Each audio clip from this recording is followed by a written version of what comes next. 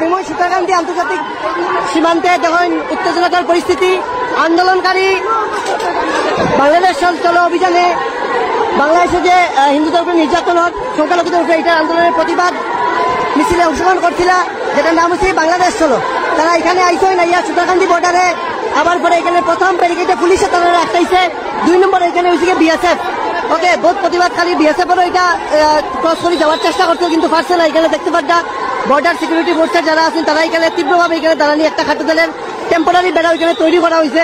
আর এই সাইডে এখানে দৃশ্য দেখেন জাতীয় পতাকা লগে নিয়ে এইভাবে আন্দোলনকারী দেখেন ব্যারিকেড গুলা ভাঙিয়ে এইভাবে পিছিয়ে ঢুকলে এখানে দৃশ্য আপনারা দেখতে পারবা। দেখি অবস্থাতে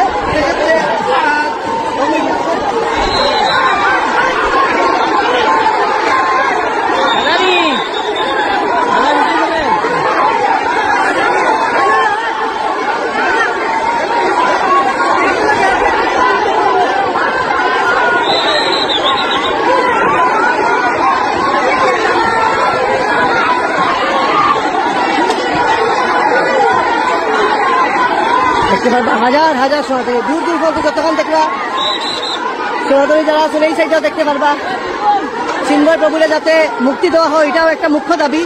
তার সঙ্গে বাংলাদেশে যে সংখ্যালঘুর উপরে নির্যাতন এটাও যাতে তড়িঘড়ি বন্ধ হয় এটা দাবি হরিয়া বাংলাদেশ সর অভিযান হিন্দু ঐক্য মঞ্চ। এই আন্দোলনে সারা আসাম থেকে সারা বরাকবেলি থেকে হাজার হাজার সনাতনীরা এটা